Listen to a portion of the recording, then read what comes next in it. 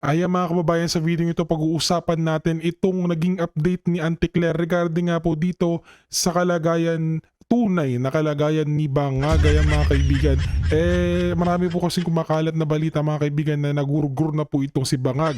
At marami rin po naghihintay na pagkagurgur ni Bangag, pero nakasigurado po na ito po, sinigurado po ni Auntie Claire. Titignan natin mga kaibigan, baka AI o pre-recorded lamang itong video ito mga kaibigan. Bago po natin pagpatuloy ang ating video, huwag niyo pong ikalimutan mag-iwan ng like sa ating video at subscribe sa ating channel para mas maging updated po kayo sa mga may init na nagbabagang balita dito sa ating bansa. Ayan mga kaibigan, pag-uusapan natin ito, sinabi ko bakit hindi uma-attend si Bangag sa magganap sa Malacanang at iba pang activities kung okay naman pala siya. Galing talaga magsinungaling ni Auntie Claire, no? Mag-Facebook live ka Bangag, siguraduhin mong wala ka na sa St. Luke's tonight. Ayan mga kaibigan, panonoorin din natin maya-maya mga kaibigan itong naging palace press briefing ni Auntie Claire sa kung saan hindi lamang isa, dalawa, kundi tatlo at higit pang mga reporters mga kaibigan ang nagpapaamin dito kay Auntie Claire dahil nga po halata po ang pagsisinungaling at pagpapaligoy-ligoy ni Auntie Claire at hindi po makasagot ng deratsuhan sa isang katanungan. Ayan mga kaibigan, huwag na natin patagalin, pareakta na po tayo dito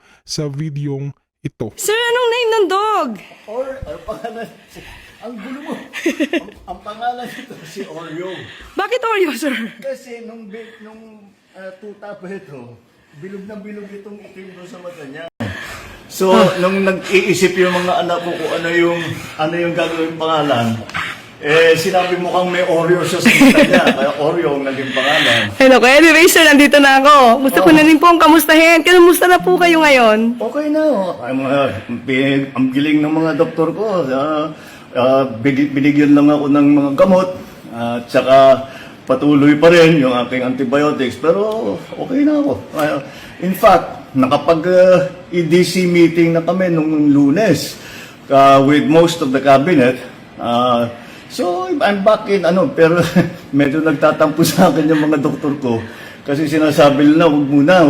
Sabi ko, hindi ko naman pwede pagantayin lahat ng mga nangyayari. So, tinuloy ko na lang. And tomorrow, I have some meetings in the office. And tuloy-tuloy na. Pero sir, nabanggit sa akin ni Sec Dave, meron daw kayo na paniginipan. No. Parang may namimiss yata kayong food. Dahil, ang ano pa rito, kailangan for a few days, hindi ko pwedeng kumain ng solid food para matanggalan ng stress yung bituka mo.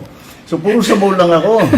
Kaya nanaginip ako yung isang gabi. Sabi mo sa doktor, pwede na ba ako kumain ng kung ano-ano?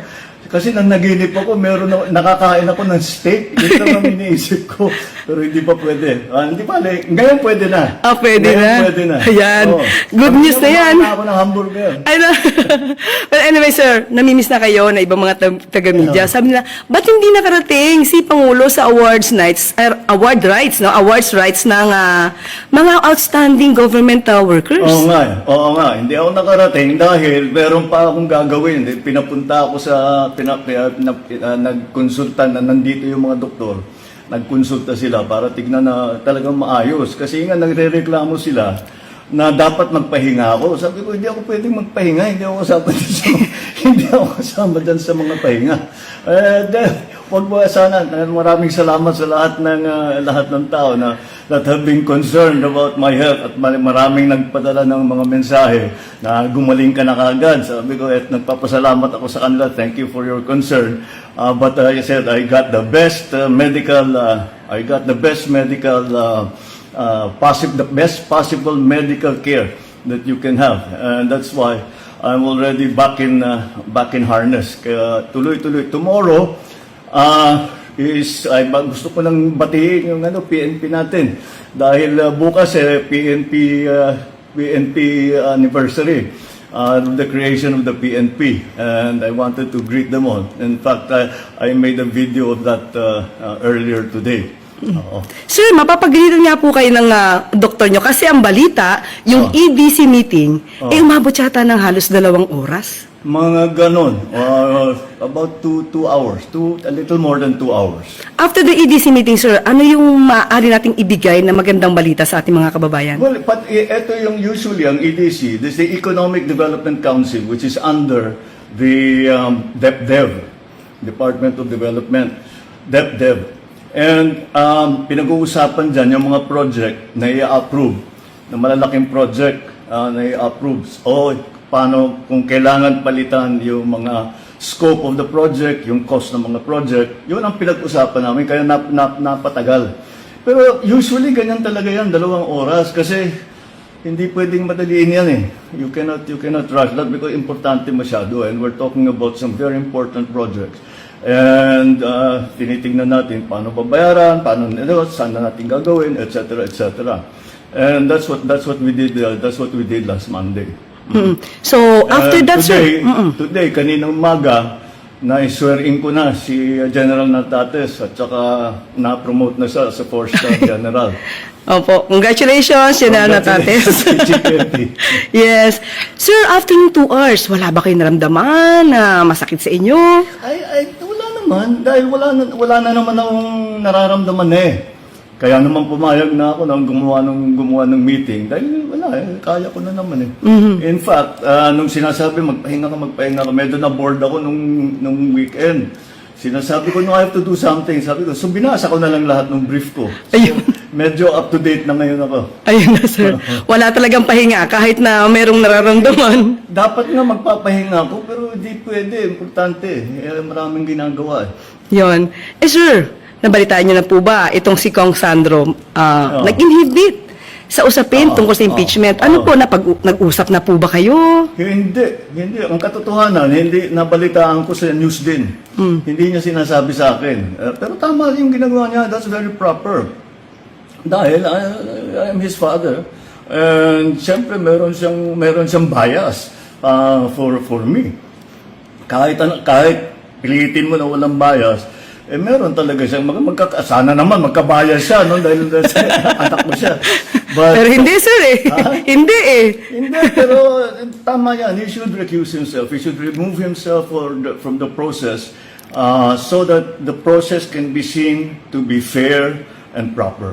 Ayan. Oo. Pero sir, ano ngayon ang masasabi niyo sa ating mga kababayan na nag-aalala sa inyong kalusugan? Ngayon. At yan lang yung yung sinasabi ko noon, yung sinabi ko sa inyo last week. Ito yung mga inaantay na ako mamatay. Huwag kayong excited. Nasumobra na naman ang pagka-excited ninyo. Andito pa ako.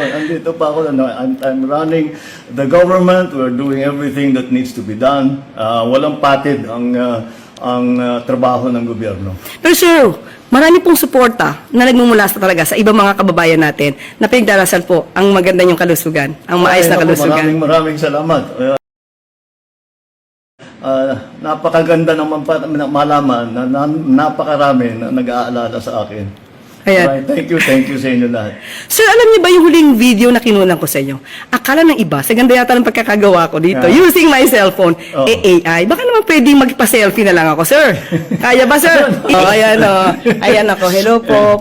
Hindi to AI. Hindi to wow, AI. namayot talaga ako. Ako, sir, hindi. Kasi galing ako ikaw sa... hindi. Namayot ako dahil nga puro sabaw for 3 days. sir. For 3 days. Pero saka, sir. Kaya naginip na nga ako ng steak. Pero sir, galing kasi kami sa Pasig River Esplanade. Oo. Kaya sabi ko, naku, pupunta ako kay Pangulo, amoy yata ako barbecue. Saka mga fish balls, ang dami po. Ang dami po nating kababayan na namasyal ngayon. Kasi Maganda. kahapon yung ribbon cutting Ribbon ni cutting. FL. Oo. So, ayan po. So, hindi po to AI. Yan yung talagang tinututukan niya. Opo. Oo. So, okay na po, sir. Thank you sige, po. Thank you sige. po. At Salamat, napagbigyan nyo ang aking request na makasama kayo ngayon. Thank you po. Sige, thank you, Claire. Maraming salamat. Magandang gabi po sa inyo lahat. Tanong po mula kay Maris Umali, GMA7. Good morning, Yusek.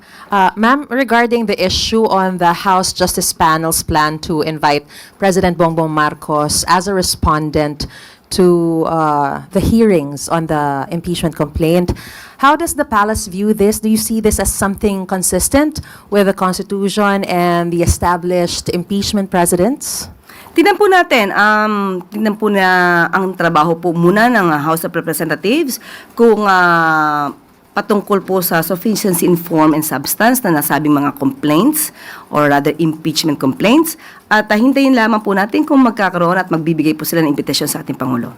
So, if ever formally invited and if you see that it actually meets the standards, and formally invited, will the President personally respond or participate in any way? Depende po yan sa magiging legal team po ng Pangulo kapag kinakailangan na po. All right, thank you, ma'am. Next question po, Katrina Domingo, ABS-CBN. Undersecretary, confirm lang po namin first if yung data na binigay nyo kahapon with regard to the unemployment and underemployment rate is the year-end data for 2025 or is it just for December 2025? Year on year. Year-on-year November, year-on-year December? November, sa akin pagkakaalam. So, ma'am, pag kinompare po natin sa November 2024 at saka November 2025, which ma'am, sorry check ko lang po yung data. Yung nilabas po kasi ng PSA, November 2025 is 4.4. Ang data nyo po na binigay kahapon is 4.7. Hindi po siya magkatugma ng November. So, is it December or average? Ang detalye po na yan, patungkol dyan, ay hindi po sa akin na ibigay. Yan lang pong inireport ko sa inyo kahapon, yan lang po ang ibinigay sa atin mula sa meeting sa EDC. Sige po. Ma'am, regardless kung year-on-year November or average year-on-year 2024 to 2025 yung comparison, tumaas pa rin po yung rate ng unemployment sa Pilipinas based dun sa data na binigay kahapon na ni-raise doon sa economic meeting ng Pangulo sa Malacanang. To what do you attribute the worsening unemployment situation in the Philippines? Katulad nating mga nai-report noon, marami pa rin po naman ng mga kababayan natin ang nabibigyan ng trabaho dahil sa pagsusumikap na rin po ng DOLE at ng ibang ahensya ng pamahalaan. Ang mga resulta pong yan ay maa-attribute po natin kung may pagbabaman po sa employment rate. Ito po ang sinabi po at akin na pong babanggitin at babasahin. The increase in the unemployment and underemployment rates in 2025 was driven by a combination of weather-related disruptions, sector-specific employment losses, and a rise in labor force participation that temporarily outpaced the economy's capacity to generate sufficient employment. At the same time, typhoons and adverse weather events in the second half of 2025 disrupted economic activity, reduced operating hours, and led to temporary closures in several localities, contributing to job losses and fewer working hours, especially in vulnerable sectors. Basahin ko na rin po ito para po baka matugunan yung inyong katanungan kanina. On annual basis, the unemployment rate rose to 4.2% in in 2025, January to November 2025, from 3.8% in 2024. While the underemployment rate increased to 12.3% from 11.9%, indicating softer labor market conditions year on year. The increase, or rather, yun po, yun ang naaayon sa kanilang napag-usapan. Anong sectors po yung pinaka naapektuhan ng unemployment numbers? Okay, according to the report, underemployment, while improving toward the latter part of 2025, remained a concern as a significant share of workers were absorbed in part-time, seasonal, or informal jobs, reflecting job quality issues and skills mismatches. The sectors hardest hit were largely those most exposed to demand fluctuations and mobility disruptions, like accommodation and food service activities, and wholesale and retail trade, and faced weaker demand conditions, supply chain disruptions, and climate-related shocks, and other activities like manufacturing and agriculture and fishing. Ma'am, last question from my end. What is the administration doing to address contractions in the construction sector, considering the flood control investigations in place, as well as reports of tourism woes in areas where there should be high tourism employment, but there seems to be some dwindling of some sorts because Filipinos are now traveling abroad, citing higher or more expensive costs when traveling within the Philippines? Ang gusto naman po ng Pangulo ay paangatin pa rin ang ekonomiya natin. Yun po ang target, katulad ng binanggit po natin kahapon. So lahat po na maaaring gawin ng ating mga ahensya para mas makapagbigay pa po ng trabaho sa ating mga kababayan, mapaigting ang turismo sa Pilipinas, yan po ang bilin ng ating Pangulo. Next question po, Christian Yusores, DZMM. Good morning, Yusek. The President skipped the event earlier this morning here in Malacanang, and Executive Secretary Ralph Recto mentioned na in-advise po ng doctors na magpahinga po muna si Pangulo for a week. Can you provide us po kung ano po yung specific improvements sa kalusugan ng Pangulo based on the notes of his medical team? Ngayon po, umaten po siya sa oath-taking po ni General Natates Jr. Kaya masasabi po natin na gumaganda, umiigi, umaayos po ang kalusugan ng Pangulo. Matapos po siyang ma-diagnose ng doktor patungkol sa diverticulitis. Wala po ba siyang na-mention kung nakakaramdam po ulit siya ng mga pain or any pananakit sa katawan? Sa akin, personally po, wala po. One last lang, ma'am. May kumalat din po kasi na message yesterday to some reporters saying the president's acute diverticulitis has deteriorated severely due to drug use. Nagkaroon din umano ng cyst and showed clear sign of perforation, which could lead to a life-threatening complication if not addressed immediately. How true is this, ma'am? Anong source natin yan? May mga, sa Viber lang po, ma'am, may mga naka-receive po sa iba sa amin from a unknown number. O, kung unknown number yan, di unknown din ang source niyan. So, kung unknown ang source niyan, so malamang gumagawa ng kwento yan. So, huwag natin masyadong paniwalaan ng mga kumakalat sa social media nang walang hindi verified at walang ibang source. Last na lang, ma'am. Can we expect the President po na umattend ng mga activities outside the palace this week or next week? Sa ngayon po, hindi po natin masasabi. At ang sabi nga po ni E.S. Ralph Recto ay pinapa-relax muna ang ating Pangulo. Pero sabi po natin, umattend po siya ng activity ngayon, nakakapagkaroon po siya ng private meetings. So, umiigi po ang kalusugan ng Pangulo. Thank you. Reminder lang po, one question and one follow-up. Next po, Tuesday New, DCWB. Hi ma'am, follow-up lang po sa health condition ni Pangulong Marcos. Yung kumalat po ay unknown source. Mayroon po akong source, doktor po ito sa St. Luke's. So siguro naman po ay credible ito. Although hindi ko siya pwedeng pangalanan for the obvious reason. Pero hindi po ba mas makabubuti kung magbigay na lamang po ng medical bulletin ang mga doktor ng presidente para malaman po ng taong bayan yung tunay niyang kalagayan, since nag-aalala po ang lahat para sa kanyang kondisyon dahil siya po yung ating ama ng bayan. Kung doktor po yun ng St. Luke, siya po ba ang doktor ng Pangulo?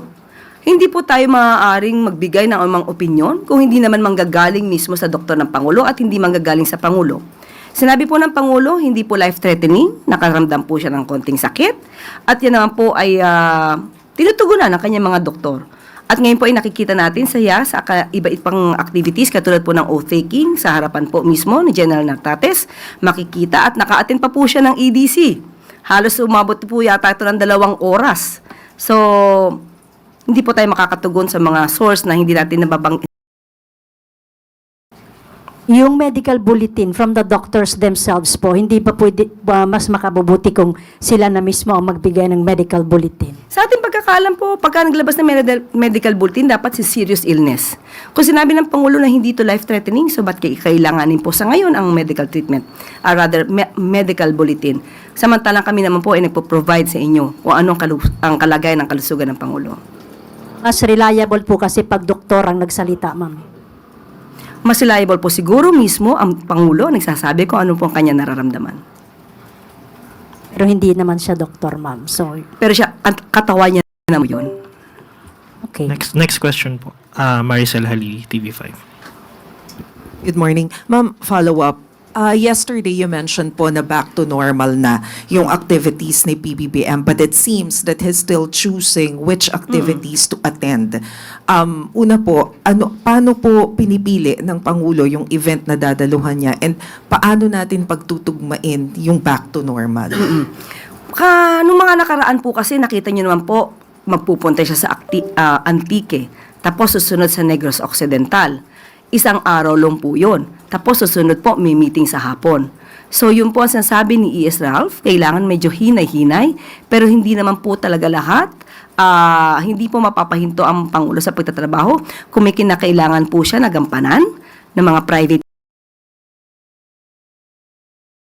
katulad po ng EDC meeting. Yan po ay pinupuntahan po ng Pangulo. Kasi, for example, yung kanina, ma'am, within the palace lang naman yung event. So why did the president decide to skip the event kahit na nasa loob lang siya ng palasyo? So ano po yung nagiging factors to decide na, okay, pwedeng dumalo dito ang Pangulo, dito wag muna? Nasa prerogative na po ng Pangulo yon. Kung nararamdaman niya po na ito muna ay dapat atinan muna ng mga alter ego ng Pangulo, yun po. Yun naman din po ang in-explain ni E.S. Reflecto. Thank you, ma'am. Ayun po. Next question po mula kay Mads Moratilio, Net25.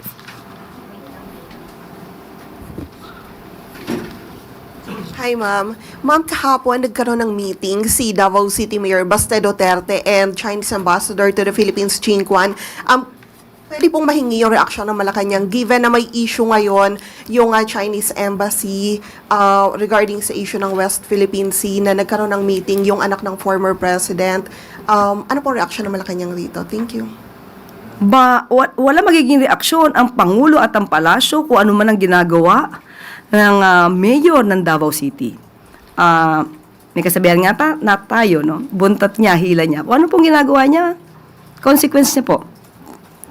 Wala pong magagawa ang Pangulo sa anumang ginagawa ng anumang mayor, provided na naman ito ay hindi labag sa batas. Huling tanong po, Chloe Hofana, Business World. Morning po, Yusek. How does Malacanang respond to recent downgrades by international institutions, including the ADB, World Bank, S&P Global, and AMRO, of the Philippines' 2025 and 2026 growth outlooks ahead of the release of the full year 2025 GDP figures tomorrow? Actually, natanong mo yan kahapon, kaya ginawa ko ang aking assignment. Okay, tinanong po natin at ito po ang mensahe. And I quote, "The government takes note of the recent downward revisions by international financial institutions to the Philippines fiscal year 2025 GDP growth forecast ahead of the official GDP release. These revisions reflect lingering global uncertainties, tighter financial conditions, and the moderation in domestic activity observed in the third quarter this year. Nonetheless, the Philippine economy grew by 5.0% in the first 3 quarters of 2025, and we acknowledge that more prudent government expenditures, especially on infrastructure due to the flood control scandal, affected growth in the fourth quarter. Nevertheless, the medium-term growth trajectory remains intact, with economic expansion expected to rebound gradually starting in 2026 and strengthen further over the medium term as growth-enhancing reforms take effect." By the way, maliban po dito, nakausap po natin si Secretary Balisacan at maglalabas din po siya bukas ng statement patungkol po dito. Follow-up lang, Yusek. The administration is set to miss its GDP growth target for a fourth time or since PBBM sat po as the president. How is the economic team recalibrating its strategy to achieve this year's target, especially as international bodies underscore the need to solve the flood control scandal for growth to rebound?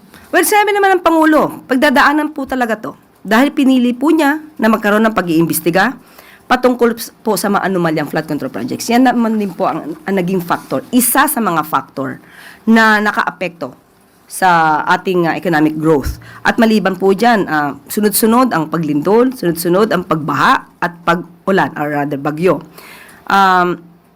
Inasahan ito at muli hindi niya pa rin pahihinto ang pag-iimbestiga tungkol sa mga anomalyang flood control project.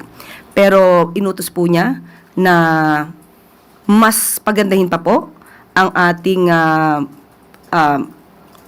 plano para mas magkaroon ng maraming trabaho, mag-generate ng income, pati po ng mga turismo. Isa lamang po ito sa mga agenda po na gagawin ng ating mga ahensya ng gobyerno.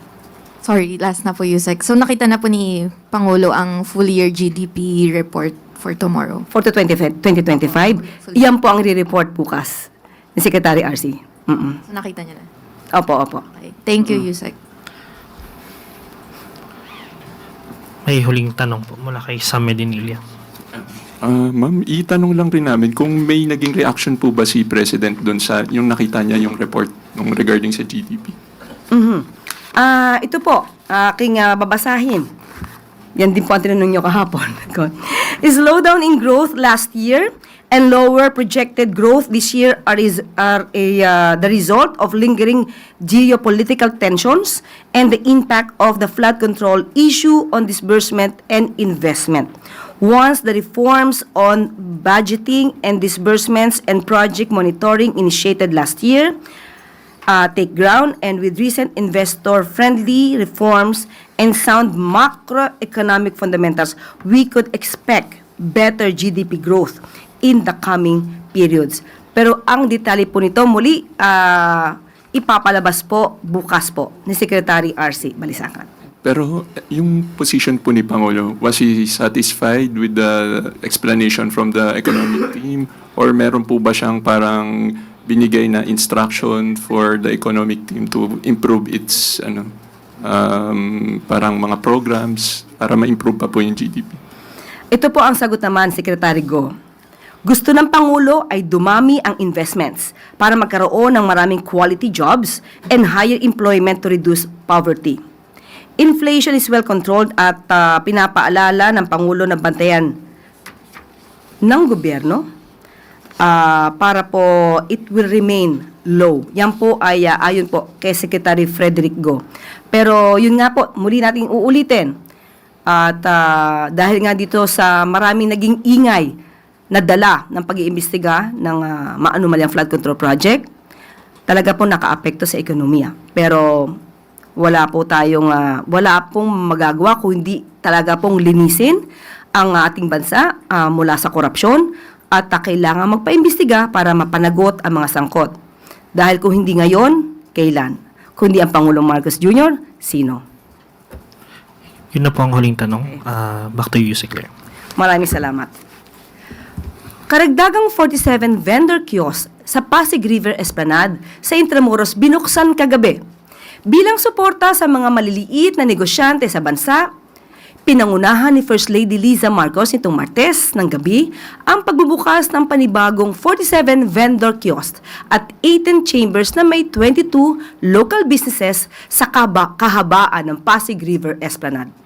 Ito ay kabilang sa 80 units na planong itayo sa nasabing pasyalan na siya namang bahagi ng proyekto ni Pangulong Ferdinand R. Marcos Jr. na Pasig Bigyang Buhay Muli Project. Layunin nitong buhayin muli ang Ilog Pasig bilang sentro ng pangangalaga sa kalikasan, pagmamalaki sa kultura at inklusibong pag-unlad ng kabuhayan sa bansa. Ipinapatupad din sa lugar ang mas maayos na waste management system dahil sa pinapairal na Clean as you go policy. May mga disenyo ring nakatuon sa kapakanan ng mga tao na humihikayat sa mga bisita na pangalagaan at pahalagahan ang Ilog Pasig. Pinangunahan ito ng Office of the First Lady, katuwang ang Office of the Presidential Advisor for Pasig River Rehabilitation, Metropolitan Manila Development Authority at ng Intramuros Administration. Nagbigay naman ng teknikal na suporta ang Mega World Corporation sa panimulang yugto ng operasyon ng Pasig River Esplanade.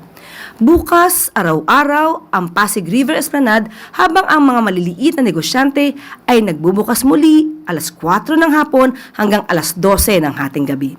So, ano pang hinihintay nyo? Bumisita na sa Pasig River Esplanade, saksihan ang mga pagbabago sa Ilog Pasig at tikman ang mga lutong Pinoy.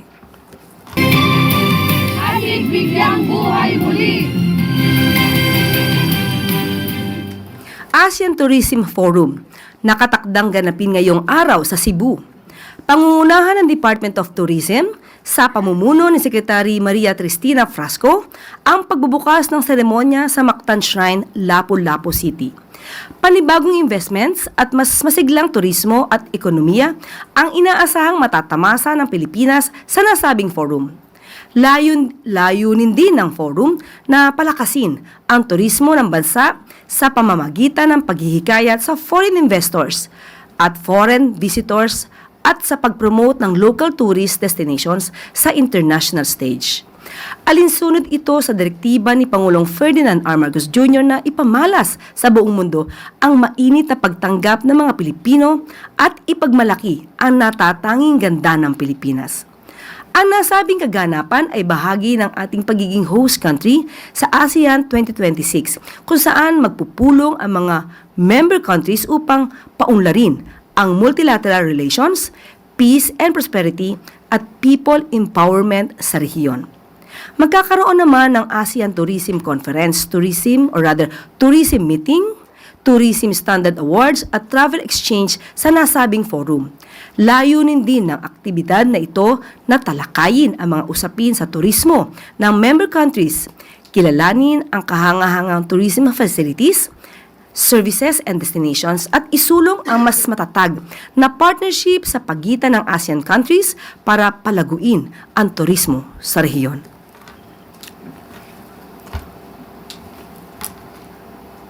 At dito na po nagtatapos ang ating press briefing. Magandang araw para sa bagong Pilipinas.